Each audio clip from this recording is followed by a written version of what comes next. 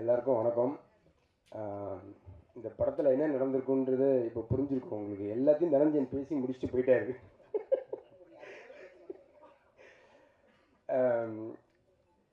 இந்த ப்ராஜெக்ட் ஆரம்பித்ததுக்கு 2 பேர் தான் காரணம். ஒன்று வந்து தனஞ்சயன் சார், இன்னொன்று விஜய் அண்ணி சார். முதல்ல அவங்களுக்கு நான் தேங்க்ஸ் சொல்லிக்கிறேன்.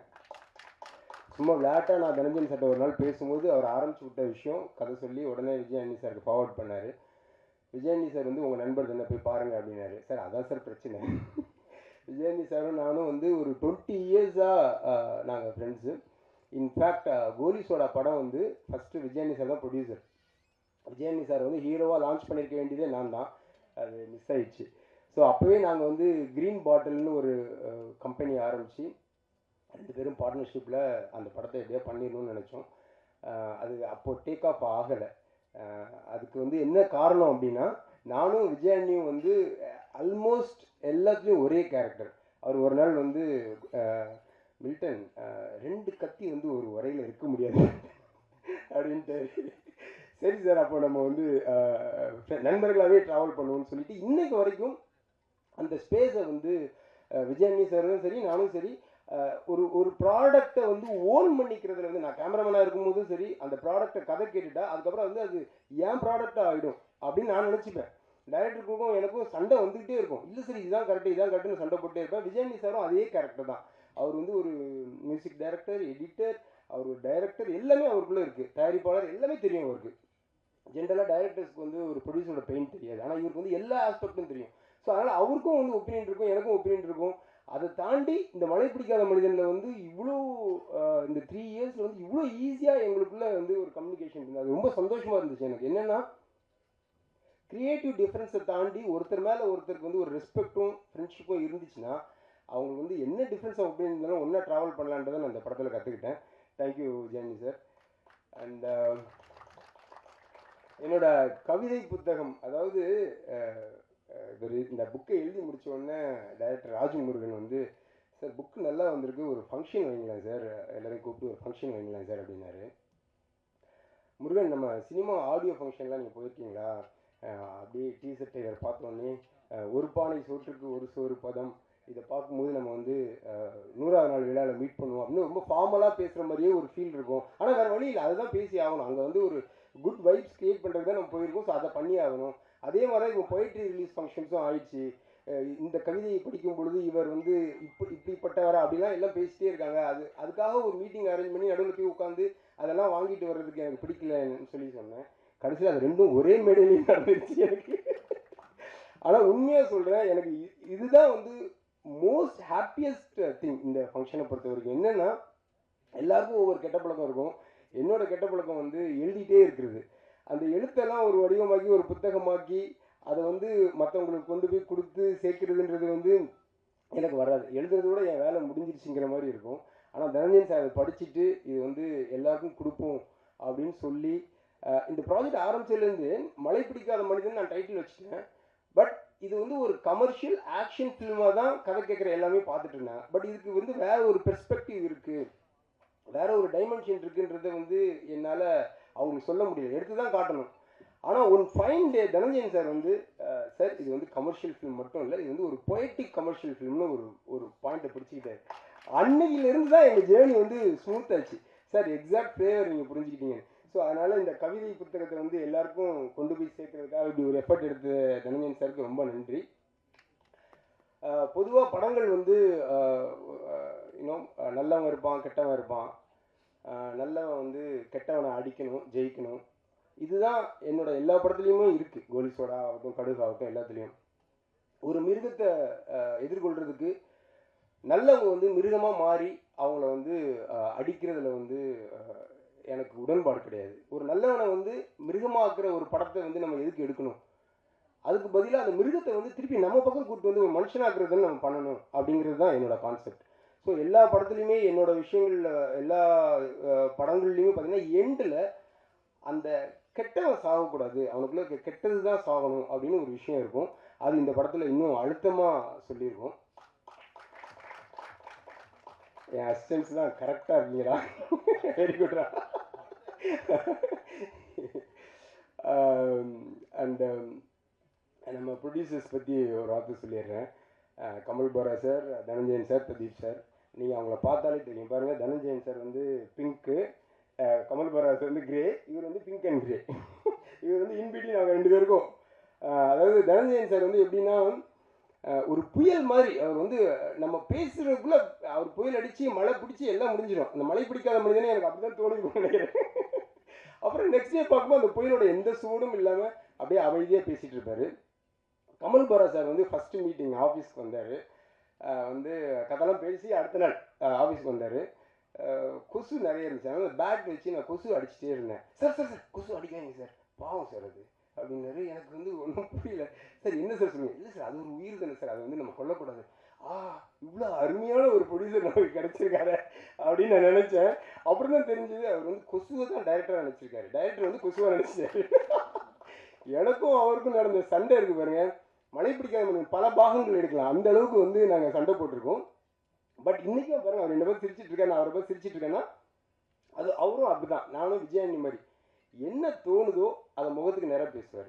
அதை மறைச்சி அதுக்கு வந்து ஒரு கண்ணுக்கு அது மூக்கு வச்சுலாம் அதுக்கு பழக்கம் கிடையாது. என்ன தோணுதோ அதை ஸ்ட்ரெயிட்டாக கேட்டுருவார். நம்மளும் உடனே பதில் சொல்லிடுவோம். ஸோ அப்படி ஒரு ஜாலியான மனுஷன். பிரதீப் சார் வந்து ஒரு புத்தரின் மறு அவதாரம் தான். அவர் அமைதியாக எல்லாத்தையும் பார்த்துக்கிட்டே இருப்பார். சார் உண்மையிலே சார் இந்த மாதிரி ஒரு ப்ரொடியூசர் கிடைச்சதுக்கு வந்து நான் சந்தோஷப்படணும் சார். இது வந்து மேடைக்காக எல்லாரும் சொல்கிற ஒரு ஃபார்மாலிட்டி வேர்ட் கிடையாது. ஏன்னா மழை பிடிக்காத மனிதன் படம் ஆரம்பிக்கும் பொழுது அந்த படத்தோட ஸ்கோப், அந்த படத்தோட பிஸ்னஸ், அதுக்குள்ளே என் கனவை வந்து சுருக்கி எடுக்கிறதுன்றது வந்து மிக சேலஞ்சிங்கான ஒரு விஷயமா இருந்துச்சு. நான் கேட்ட எந்த விஷயத்தையும் அவங்க வந்து நோ சொல்லவே இல்லை. முதல் தடவை நோ சொன்னாலும் 2வது தடவை வந்து அவங்க கொடுத்துட்டாங்க. ஃபார் எக்ஸாம்பிள் லொக்கேஷன் எடுத்துக்கிட்டிங்கன்னா, ஃபஸ்ட்டு டையூ போகணும் அப்படின்னு. டையூ எங்கே இருக்குது அப்படின்னா, சார் அது ஆக்சுவலாக பாம்பே போகணும் சார். அப்புறம் பாம்பேலேருந்து இன்னொரு ஃப்ளைட் பிடிச்சி அப்புறம் அங்கேருந்து ஒரு 100 கிலோமீட்டர்ஸ் ரோடில் அப்படின்னு டயர்ட் ஆகிட்டாங்க. ஏன்னா இத்தனை பேரையும் கூட்டிட்டு கேமரா டெக்னீஷியன் எல்லாம் ட்ராவல், பெரிய பட்ஜெட் வருங்க. எவ்வளோ நாள் ஷூட்டிங் சார்? அது ஒரு 20 days ஷூட் சார். அது நம்ம கதையே அங்கே தான் சார் நடக்குது. நான் மற்ற இன்டீரியர்லாம் இங்கே மேட்ச் பண்ணுறேன், தயவு செஞ்சு டையூ மட்டும் எனக்கு கொடுங்க அப்படின்னு ரொம்ப போராடி தனஞ்சயன் சார் வந்து வாங்கி கொடுத்துட்டாரு. ஸோ டையூ போய் இறங்கியாச்சு. அருமையான லொக்கேஷன். எனக்கு வந்து நான் 2000 பார்த்த ஒரு ஊர் அது. ஒரு ஹலோ படத்துக்காக நான் கேமராமேனாக லொக்கேஷன் பார்க்க போனப்போ, கன்னித்தீவு கதையில் சிந்துபாத்து வந்து கன்னித்தீவு தேடி போயிட்டு இருப்பார்ல, அந்த மாதிரியான ஒரு லேண்ட் அது. அந்த டையூ ரொம்ப ஃபேவரட். ஸோ அங்கே போய் இறங்கியாச்சு, எல்லாம் ஷூட் பண்ணியாச்சு. ஒரு 12 days ஷூட் முடிச்சிட்டோம். முடிச்சோடனே தனஞ்சயன் சார் பயங்கர ஹாப்பி. 20 days சொன்னீங்க, 12 days முடிச்சிட்டீங்க, சூப்பருங்க சார். இல்லை சார், இன்னும் 8 நாள் வந்து டாமனில் எடுக்கலான் இருக்கோம் சார். டேய் என்னடா விளையாடுறீங்களா? அது எங்கடா இருக்குது சார்? நம்ம இப்போ வந்த வழியே திரும்பி போய் பாம்பே வரைக்கும் போயிடணும் சார். அங்கேருந்து இங்கே லெஃப்ட் எடுத்தோம் சார், இதை ரைட் எடுத்து ஒரு 330 கிலோமீட்டர் ரோட்டில் போனால் அங்கே டாமன் இருக்குது சார். திருப்பி அப்படின்னு பஞ்சாயத்து, திருப்பி அதையும் அவர் வந்து பேசி ப்ரொடியூசர்லாம் பேசி டாமன் வந்து வாங்கி கொடுத்தாரு. அங்கேயும் போய் 8 days ஷூட்டு போய் இறங்கியாச்சு. 6 நாளில் முடிச்சாச்சு. கண்டிப்பாக நீ சீக்கிரம் முடிச்சிருக்க மாட்டேன், மீதி 2 நாள் எங்கே பிளான் பண்ண சொல்லு அப்படின்னாரு. சார் கோவா போயிட்டு வந்துட்டா நல்லாயிருக்கும் சார், ஏன்னா இங்கே ஃபெரி இல்லை, நான் பிளான் பண்ண ஃபெரி இங்கே இல்லை, அந்த சர்வீஸ் வந்து ஸ்டாப் பண்ணிட்டாங்க, இப்போ கோவாவில் மட்டும்தான் இருக்குது. ஸோ அகைன் 1 day ஷூட்டுக்காக கோவாவுக்கு திருப்பி எல்லோரும் ட்ராவல் பண்ணி, ஸோ அப்படி நான் கேட்டது எல்லாத்தையும் அந்த ரிசல்ட்டுக்காக மெனக்கெட்டு வந்து பண்ணி கொடுத்த ப்ரொடியூசர்ஸ்க்கு நான் ரொம்ப நன்றி சொல்லிக்கிறேன். அடுத்தது சத்யராஜ் சார். சத்யராஜ் சாரோட பிரம்மா படத்தில் நான் வந்து அசிஸ்டன்ட் கேமராமேனாக வேலை செஞ்சேன், லாஸ்ட் அசிஸ்டன்ட். அதில் வந்து நான் செய்யாத ஒரு தப்புக்காக என்னை வந்து வேலையை விட்டு நிறுத்திட்டாங்க. ஐ திங்க் ஆந்திர மகிழா சபாவில் ஷூட்டிங் நடந்துகிட்டு இருந்தது. எனக்கு வந்து பயங்கர கோவம், கோவத்தில் அழுக வருது எனக்கு. நான் அழுதுகிட்டே அந்த வாசலில் நின்றுட்டுருக்கேன். என்னடா ஒரு தப்பு செய்யல, அது என்னன்னு கூட எவனும் கேட்கல, வேலையை விட்டு நிறுத்திட்டாங்கன்னு சொல்லி நின்றுட்டு இருந்தேன். ஷண்முகம்னு ஒரு director, institute students, Sathyaraj sir பார்க்க வந்திருந்தார். அவர் பைக்கில் நான் அழுதுட்டு இருக்கிறத பார்த்துட்டு என்னை கூப்பிட்டு வீடு வரைக்கும் வந்து ட்ராப் பண்ணிவிட்டு ரியர்வியூ மிரரில் என்னை பார்த்துட்டே வர, எனக்கு நல்லா தெரியும் நான் அழுறதை அவர் பார்த்துட்டே இருக்காரு. இறக்கி விட்டுட்டு அவர் சொன்னார், ஒன் டே நீ சத்யராஜ் சார்ட்ட ஒர்க் பண்ணோடா, எதையும் மனசில் வச்சுக்காத அப்படின்ட்டு போயிட்டாரு. 30 வருஷம் ஆயிருக்கு சத்யராஜ் சாரை ரீச் பண்ண. 91 இல்லை சார், 91 பிரம்மா 34 வருஷம் ஆயிடுச்சு சத்யராஜ் சாரை மீட் பண்ணுறதுக்கு. சத்யராஜ் சார் வந்து நான் 1 day டேட் தான் அவர்கிட்ட கேட்டோம். அவரோட லுக், அந்த கெட்டப்லாம் அவர் போட்டு அந்த ஃபோட்டோஷூட் பண்ணி பார்த்தோன்னே எனக்கு ஒன்றுமே புரியல. என்னடா இப்படி ஒரு மனுஷன் இப்படி ஒரு அழகாக இருக்கார், இவர் வந்து எப்படி கம்மியாக யூஸ் பண்ணுறதுன்னு சொல்லிட்டு அந்த ஒன் டேயில் வந்து வேறு என்னென்ன பண்ணலான்னு சொல்லி பயங்கரமாக பிளான் பண்ணி டீமை வந்து பயங்கரமாக ரெடி பண்ணி இத்தனை மணிலேருந்து இத்தனை வரைக்கும் அதை எடுக்கிறோம். லொக்கேஷன் வந்து 2 o'clock தான் உள்ளே விடுவாங்களாம். ஸோ காலைல இங்கே எடுக்கிறோம். அதுன்னு பயங்கரமாக பிளான் பண்ணி வச்சுட்டு சத்யராஜ் சார் வந்து சீனியர் ஆக்டர். ஸோ அவர் வந்து நான் ஸ்டாப்பாக நம்ம எப்படி வேலை வாங்க போகிறோம்னு நான் யோசித்து போய் இறங்கியாச்சு. இறங்கி பண்ணிகிட்டே இருக்கும். அப்படி ஒரு கோஆப்ரேஷன், ஒரு கொஸ்டின், ஒரு முகச்சுளிப்போ என்னங்க அப்படின்னு ஒரு விஷயம் கூட இல்லாமல் எடுத்துக்கிட்டே இருக்காரு. நான் எடுத்து அடுத்த ஷாட் செட் பண்ணுறதுக்காக தனஞ்சயன் சார் வந்து கூப்பிட்டு போயிட்டு ஃபோட்டோ ஷூட் பண்ணிடலாம் வாங்க அப்படின்னு ஃபோட்டோ எடுத்துகிட்டு இருப்பாரு. சத்யராஜ் சார் சாப்பிட்டாரா இன்பிட்வீனில் என்ன நடந்தது எனக்கு ஒன்றும் புரியல. நைட்டு 8 o'clock என்னை அனுப்புங்க. மறுநாள் ஏதோ ஃப்ளைட் அவருக்கு 7:50 சம்திங். சார் இதான் சார் லாஸ்ட் ஷாட்னு சொல்லி முடிச்சு அந்த ஷாட்டை செட் பண்ணிவிட்டு இதெல்லாம் ட்ராக் போடுங்கன்னு சொல்லிட்டு உட்காந்து நான் சும்மா செக் பண்ணுறதுக்காக அப்படி ஒவ்வொன்றா பார்க்குறேன். முக்கியமான ஒரு ஷாட்டை விட்டோம். கீழே ஷூட் பண்ணிட்டு இருந்தோம். லைட்டெல்லாம் ஷூட் பண்ணி மேலே வந்து இப்போ செட் பண்ணிகிட்டு இருக்கோம். ஆஹா இது லாஸ்ட் ஷாட்னு சார்ட்ட சொல்லிட்டோம். இப்போ திருப்பி லைட்டெல்லாம் ஷூட் பண்ணி கீழே லைட் பண்ணி எடுக்கணும். இன்னொரு 1/2 hour ஆகுமேன்னு சொல்லிட்டு அந்த லாஸ்ட் ஷாட்டை எடுத்துகிட்டு சார் ஒரு ஷாட் மிஸ் பண்ண அதெல்லாம் ஒன்றும் இல்லைங்க வாங்கன்னு அவர் இறங்கி போயிட்டார் கீழே. எனக்கு அந்த அதாவது ஒருத்தன் வந்து ஒரு இண்டஸ்ட்ரியில் இவ்வளோ நாள் ட்ராவல் ஆகிறான்னா அதெல்லாம் வந்து சும்மாவே இல்லைங்க. அது வந்து சாருக்கு கடவுள் நம்பிக்கை இல்லை, ஆனால் மிகப்பெரிய ஒரு பிளெஸ்ஸிங் அவர் இருக்குது. இல்லைன்னா இந்த மாதிரியான ஒரு ஆசீர்வாதம் வந்து யாருக்கும் கிடைக்காது. சார் ரொம்ப தேங்க்ஸ் சார். அதுக்கு அச்சு வந்து ஆக்சுவலி இந்த படத்துக்கு வந்து நான் விஜயானி சார் தான் மியூசிக் டைரக்டராக போட்டிருந்தேன். அந்த ஒரு வரை 2 கத்தியா என்னன்னு தெரியல. இல்லை ஆக்சுவலாக சார் வந்து நிறைய படங்கள் அப்போ பிச்சைக்காரன் 2 அது இதுன்னு பயங்கர கமிட்மெண்ட்டில் அவர் வந்து அவரையே பார்க்க நேரம் இல்லாமல் ஓடிட்டு இருந்தார். ஸோ சாங்ஸ் வந்து ஒரே ஒரு சாங் தான், இப்போ நீங்கள் கேட்ட சாங் வந்து சார் போடுறது ஒரே ஒரு சாங் தான் அவரால் பண்ண முடிஞ்சுது. ஸோ பேலன்ஸ் ஒர்க்குக்கு எனக்கு என்ன பண்ணுறதுன்னு தெரியல. அப்போது ஒவ்வொரு சாங்காக வகு மசான், சௌரப், அப்புறம் ஹரி டஃபூசியா அந்த மாதிரி ஒவ்வொருத்தையாக வாங்கிட்டே இருந்தோம். ஆனால் that's not actually working out. சாங்ஸ்க்கு ஓகே, ஆனால் பேக்ரவுண்ட் ஸ்கோர் வந்து அப்படி பண்ண முடியாது. ஸோ அப்போ நான் என்ன பண்ணுறதுன்னு தெரியாமல் நான் வந்து தயக்கத்தோட அச்சுக்கு ஃபோன் பண்ணேன். அச்சு இந்த மாதிரி ஒரு விஷயம் நான் ப்ராஜெக்ட் ஆரம்பிச்சிட்டேன். சாங்ஸ் வந்து ஃபியூ சாங்ஸ் மற்றவங்க பண்ணிட்டாங்க, எனக்கு வந்து நீங்கள் பண்ணி தரேன் சார். ஒரு வார்த்தை கூட கேட்கல சார். நம்ம கம்பெனி நம்ம படம் சார் என்ன சார் நீங்கள்ட்டு அவர் பாட்டு கிளம்பி வந்துட்டார். அவருக்கு கொடுத்த சம்பளம் வந்து ஒரு கிலோனா ஒரு 100 கிலோக்கு வேலை பார்த்துட்டாருப்பா.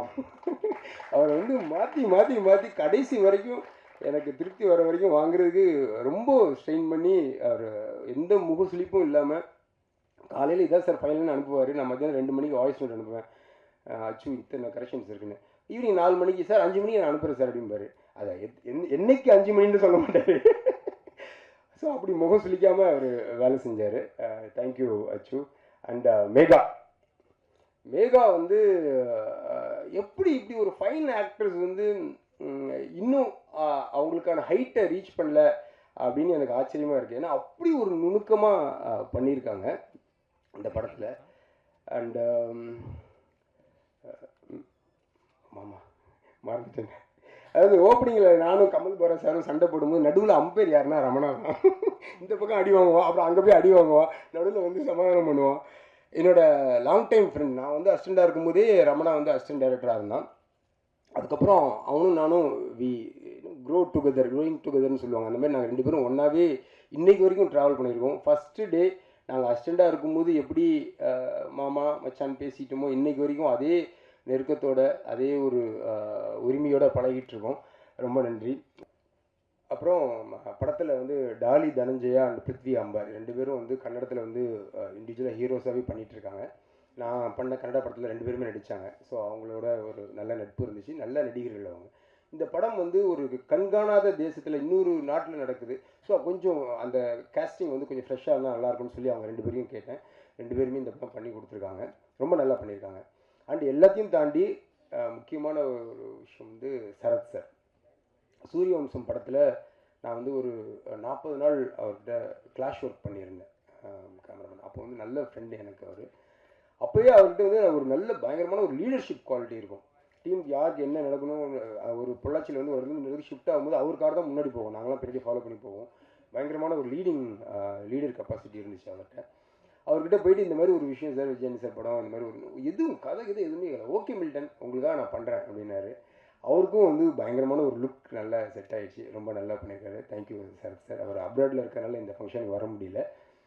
அண்ட் வேறு யாருக்காவது ஆர்ட் டிபார்ட்மெண்ட், ஃபைட் மாஸ்டர்ஸ் எல்லாமே என்னோடய டீம். அவங்க எல்லாமே ரொம்ப நல்லா ஒர்க் பண்ணி கொடுத்துருக்காங்க. எல்லாருக்கும் நன்றி. அண்ட்